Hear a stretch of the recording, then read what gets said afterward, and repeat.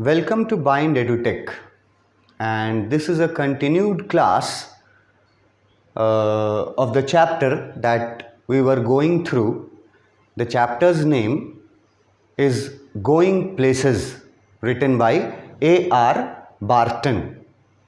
हम लोग इस चैप्टर का प्रीवियस वीडियोस में स्टोरी जो है वो लगभग मोर दैन 50% हम लोग स्टोरी अभी तक कवर कर चुके हैं प्रीवियस वीडियोस में इस चैप्टर का। और जो इसके पहले का वीडियो था, पिछला वीडियो जो था, उस वीडियो में हम लोगों ने टेक्स्ट में पढ़ा कि सोफ़ी आई थी अपने भाई जॉफ के रूम में, है ना। उसके भाई का रूम का वो एक येलोइश कलर था, वो लैम्प के वजह से बताया गया था। और वो क्या करने आई थी सोफ़ी, एक्चुअली में वो अपने भाई से रिक्वेस्ट करने आई थी कि जैसे उसके भाई ने आज फादर के सामने बोल दिया था उसकी और डैनी कैसे के मीटिंग के बारे में, तो रिक्वेस्ट करने आई थी कि आगे वो प्लीज़ किसी और को इस बारे में ना बोले, ये रिक्वेस्ट करने आई थी।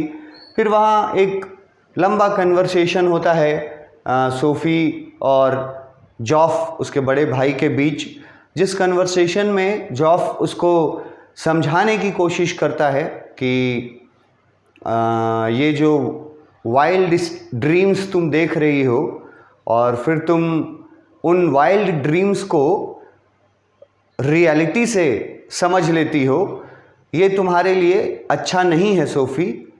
जॉफ समझाता है कि डैनी कैसे is a star player, he is a celebrity, we are common people, we are below average people ना, we don't have access to them.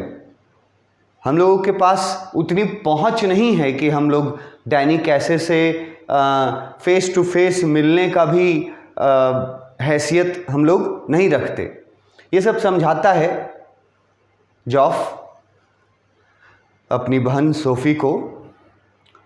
लेकिन सोफ़ी जो है वो समझने के बजाय उसको और डिटेल में अपने और डैनी कैसे के मुलाकात के बारे में बताने लगती है, और डिटेल में बताती है, जितना अभी तक बता चुकी है उससे और आगे बताती है कि बातचीत क्या हुआ था उन लोगों के बीच जब वो लोग मिले थे। उस बातचीत के बारे में पढ़े हैं हम लोग प्रीवियस वीडियो में कि सोफ़ी पहले टोकती है, बोलती है डैनी कैसे को, और पहले तो वो पूछती है सवाल कि क्या आप डैनी कैसे हैं।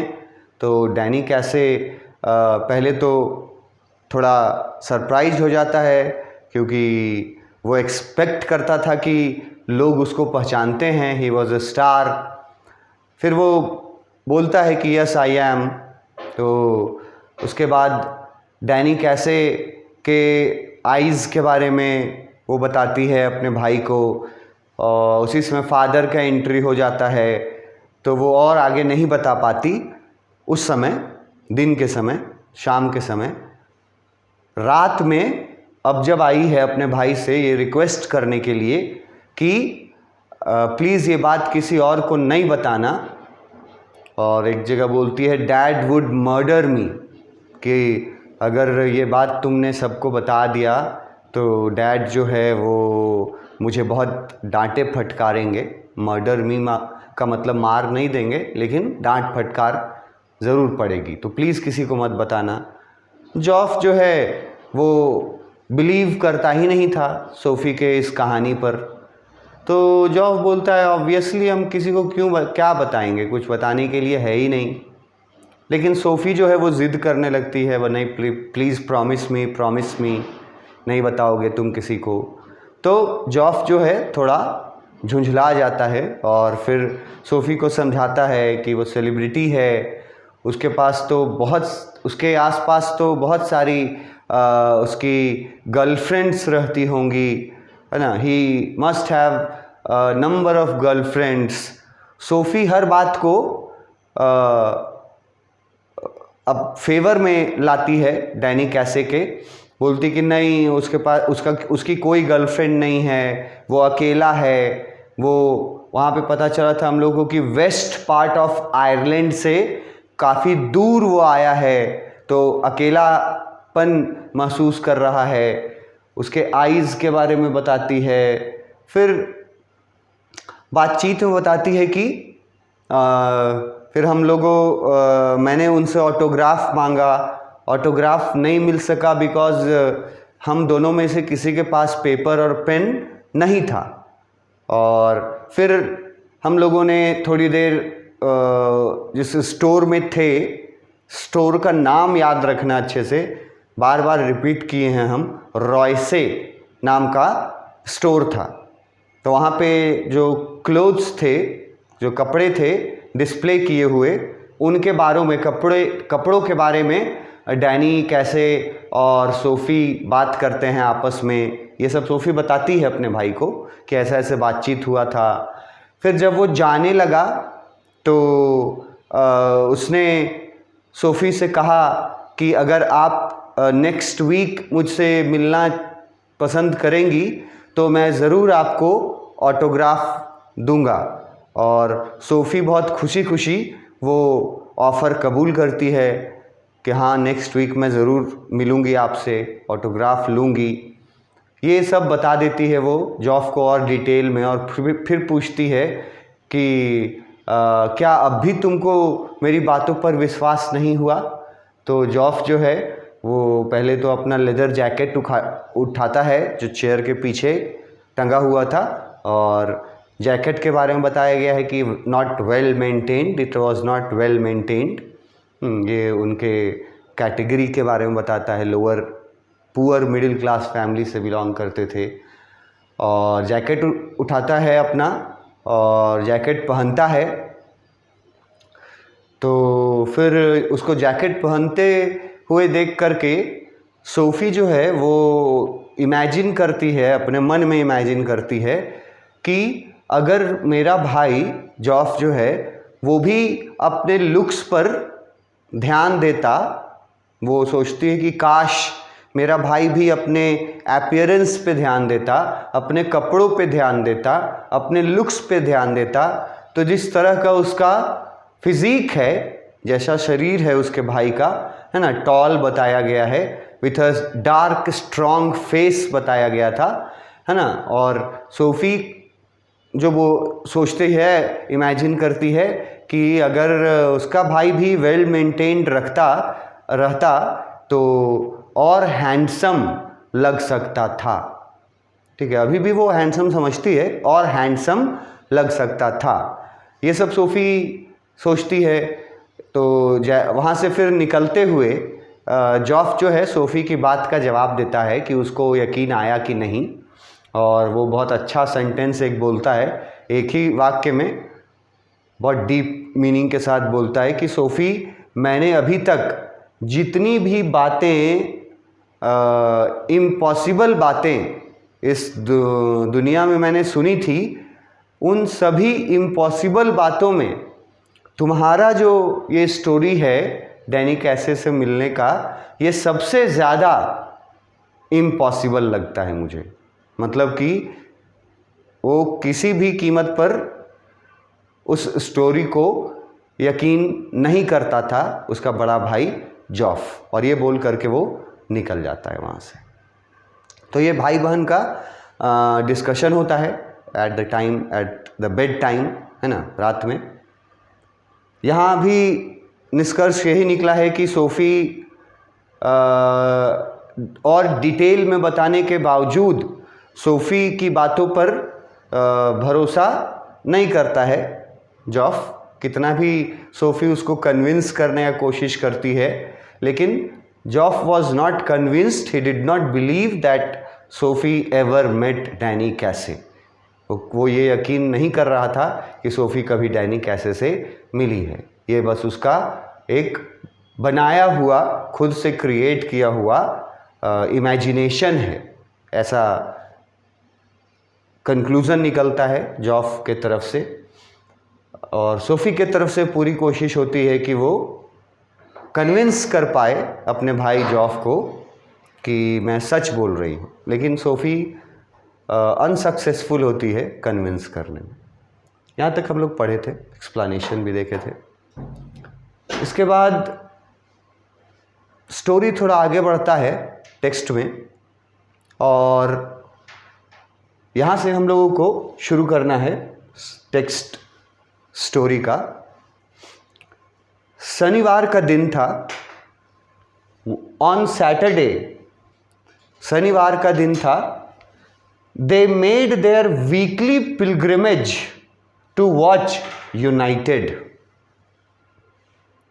यहाँ लिखा हुआ है कि सैटरडे का दिन था, और दे वर्ड जो देखो यूज़ किया है, ये सोफ़ी और सोफ़ी के फैमिली मेंबर्स के बारे में यूज़ किया है। दे, कि शनिवार के दिन वो लोग वीकली पिलग्रिमेज पे जाते हैं। ये बहुत इम्पॉर्टेंट लाइन है। वीकली पिलग्रिमेज पे वो लोग जाते हैं सैटरडे को। अब यहाँ पिलग्रिमेज वर्ड का मतलब समझना पहले ज़रूरी है कि पिलग्रिमेज वर्ड का क्या मतलब आप समझते हैं। वेरी इंपॉर्टेंट वर्ड और बहुत कॉमन मतलब है इसका। पिलग्रिमेज बोला जाता है धार्मिक यात्रा को, मतलब एनी जर्नी, है ना, जिसका पर्पस रिलीजन से हो, रिलीजियस जर्नी, चाहे किसी भी रिलीजन से हो। जैसे इस्लाम धर्म के लोग जो हैं वो सऊदी जाते हैं मक्का मदीना देखने के लिए, तो वो लोग भी पिलग्रिमेज पे जाते हैं। उसके लिए भी हम लोग पिलग्रिमेज वर्ड यूज़ करेंगे। जैसे हिंदू लोग जाते हैं बनारस घूमने के लिए, या कहीं और किसी रिलीजियस प्लेस पे अयोध्या घूमने जाते हैं, ठीक है। तो ये जो यात्रा करेंगे इसको बोलेंगे पिलग्रिमेज पे जा रहे हैं, मतलब धार्मिक यात्रा पे जा रहे हैं। सभी धर्म, किसी भी धर्म का हो, वो पिलग्रिमेज कहलाएगा। तो पिलग्रिमेज का मतलब तो हुआ रिलीजियस जर्नी, और यहाँ लिखा है वीकली, मतलब हर सप्ताह।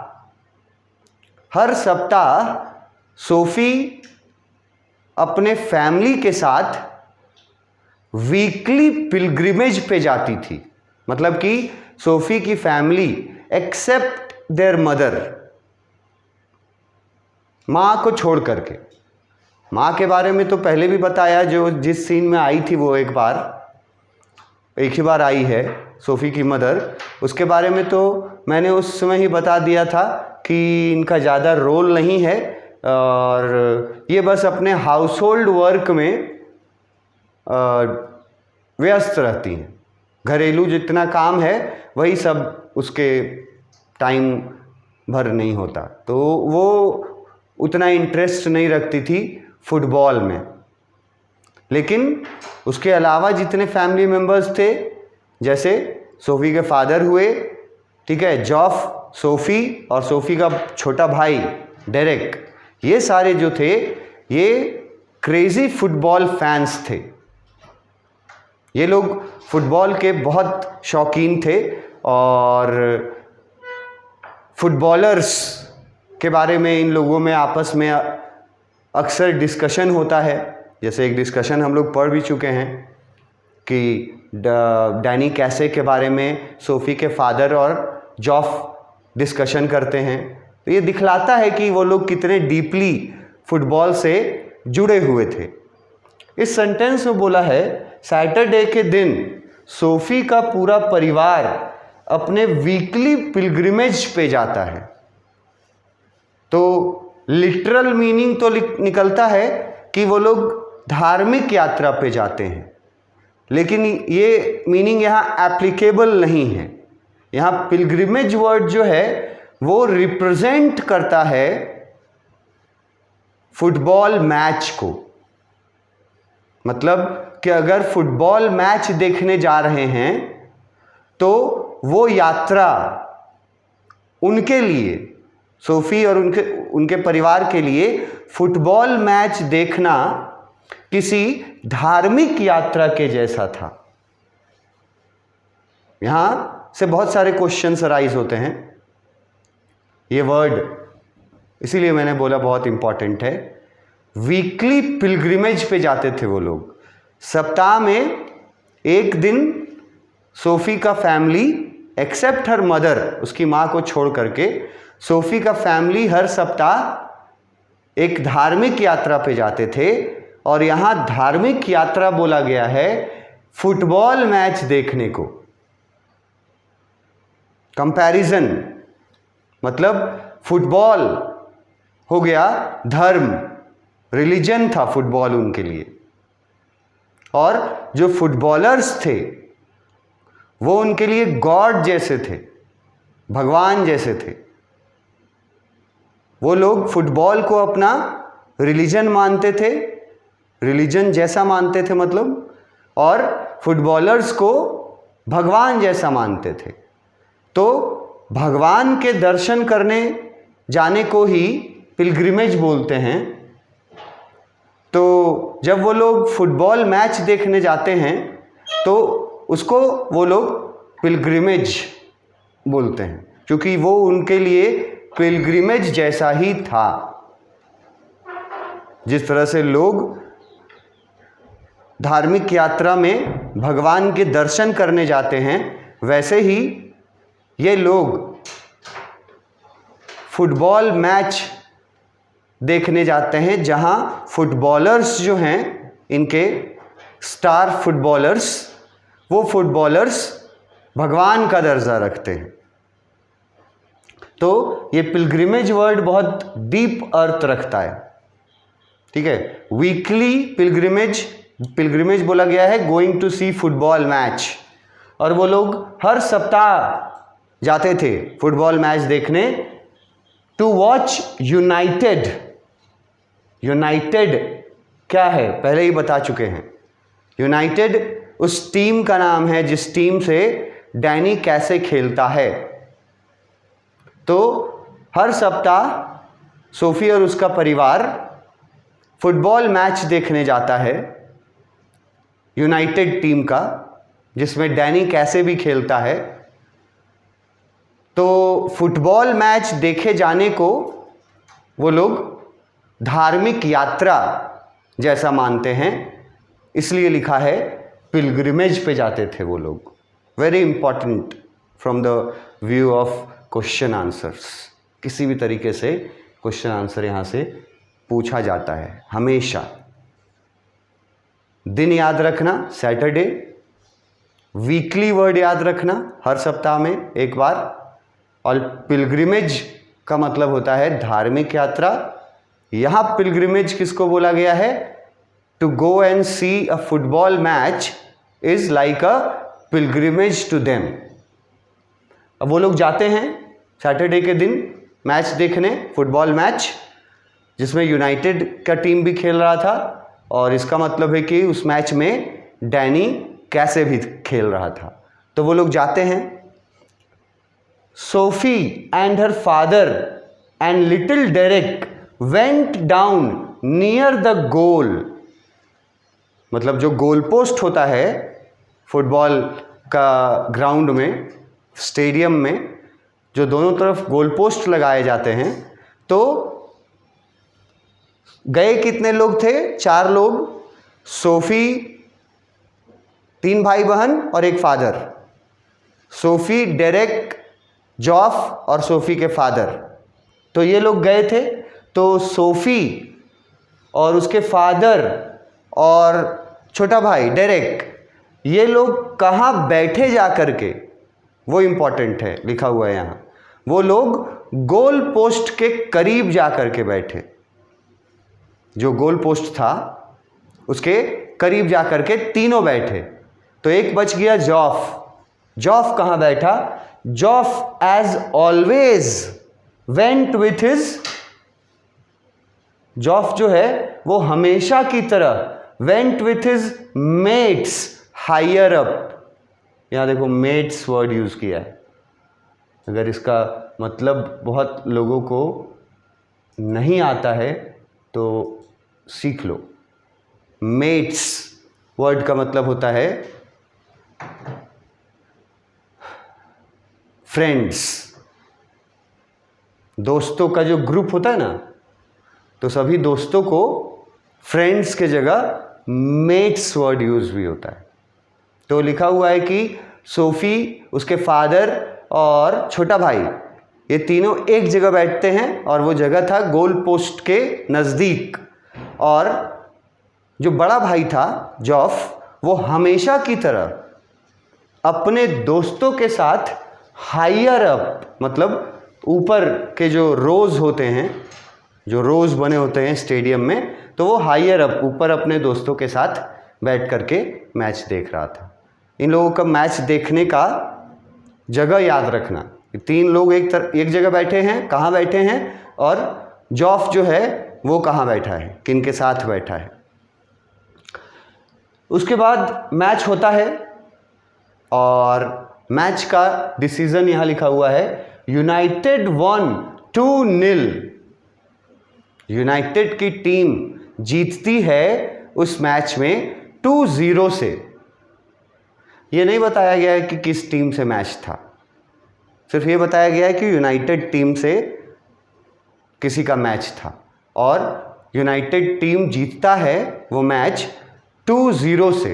यहाँ लिखा हुआ है देखो 2-0, मतलब यूनाइटेड टीम की तरफ से 2 गोल होते हैं और उधर से एक भी गोल नहीं होते। एंड कैसे ड्रोव इन द सेकेंड गोल, और जो 2 गोल हुए थे यूनाइटेड के टीम के तरफ से, तो जो सेकेंड गोल था वो डैनी कैसे ने किया था। Second goal drove in by Danny कैसे, दूसरा वाला गोल डैनी कैसे ने किया था। और उसके गोल करने का जो तरीका है, जैसे वो फुटबॉल लेकर के बढ़ रहा था, तो उसको थोड़ा डिस्क्राइब किया है यहाँ देखो, a blend of innocence and Irish genius. ये वर्ड्स अगर याद रख पाओ, इंपॉर्टेंट वर्ड्स हैं। Blend of innocence and Irish genius. Blend मतलब है मिक्सचर, ठीक है।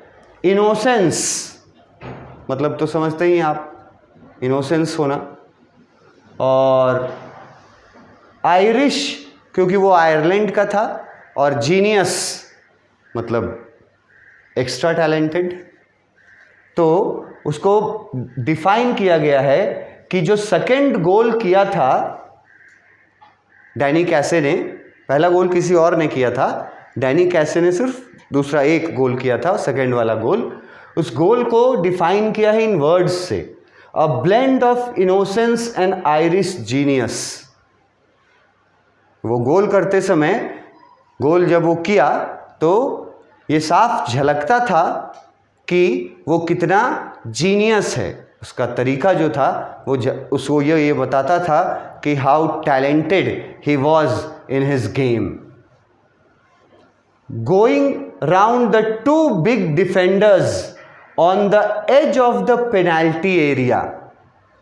जब वो बॉल लेके आगे बढ़ा था डैनी कैसे, जब बॉल लेके आगे बढ़ा तो 2 defenders, big defenders, 2 big defenders, opposite side के, अपोजिट टीम के जो डिफेंडर्स होते हैं, बचाव करने वाले, इनको हम लोग यहाँ बोलचाल में बोलते हैं बैकी। 2 लोग होते हैं जो बैकअप में रहते हैं गोल पोस्ट के आसपास ताकि बचाव कर सकें, तो डिफेंडर्स उनको बोला है। कि डैनी कैसे जब बॉल लेके आगे बढ़ा, ठीक है, तो 2 डिफेंडर्स, बिग डिफेंडर्स आए उसके सामने, और डैनी कैसे उस समय पेनाल्टी एरिया के एज पर था। पेनल्टी एरिया समझते हैं आप? जो लोग फुटबॉल देखते होंगे या जानते होंगे फुटबॉल के बारे में, तो गोल पोस्ट के पास है ना, गोल कीपर जहाँ खड़ा होता है वहाँ पर एक लाइनिंग दिया जाता है यू शेप का, अलग अलग शेप का भी हो सकता है, ठीक है। एक लाइनिंग या तो स्क्वायर रह सकता है या तो यू शेप का रहता है, लाइनिंग रहता है, और उसको बोलते हैं पेनल्टी एरिया। मतलब उसके अंदर के एरिया को पेनल्टी एरिया बोलते हैं। जो लोग फुटबॉल देखते होंगे, समझते होंगे, वो लोग आसानी से समझ जाएंगे कि फुटबॉल में पेनल्टी एरिया किसको बोलते हैं। तो पेनल्टी एरिया के किनारे पे, मतलब एकदम पेनल्टी एरिया के किनारे पे पहुंच चुका था डैनी कैसे बॉल लेकर के फुटबॉल, और दो बड़े डिफेंडर्स जो थे वो उसके सामने आए। With her father screaming for him to pass. उसके फादर जो थे वो चिल्ला रहे थे, वो बोल रहे थे चिल्ला चिल्ला के, जैसे फैंस जो है वो क्राउड जो है वो अपने चिल्लाता है अपने जगह से, तो सोफी के फादर चिल्ला चिल्ला के बोल रहे थे पास द बॉल। डैनी कैसे, मतलब सोफी के फादर चाहते थे कि डैनी कैसे वहाँ से बॉल किसी को पास कर दे, ये वो चिल्ला रहे थे। लेकिन डैनी कैसे ने बॉल पास नहीं किया, वो खुद आगे लेकर के बॉल बढ़ा and beating the hesitant goalkeeper. Goalkeeper जो था उसको बोला गया हेजिस्टेंट, मतलब गोलकीपर हिचकिचा रहा था, गोलकीपर कॉन्फिडेंस में नहीं था। डैनी कैसे जब दो डिफेंडर्स को छकाते हुए आगे बढ़ा तो गोलकीपर जो था वो हिचकिचाने लगा, और डैनी कैसे ने 12 यार्ड के डिस्टेंस से डजन यार्ड लिखा है। डजन, एक डजन, एक जिसको हम लोग हिंदी में दर्जन बोलते हैं, एक दर्जन केला, तो डजन लिखा हुआ है, यार्ड्स डिस्टेंस को बोला जाता है। तो 12 यार्ड के डिस्टेंस से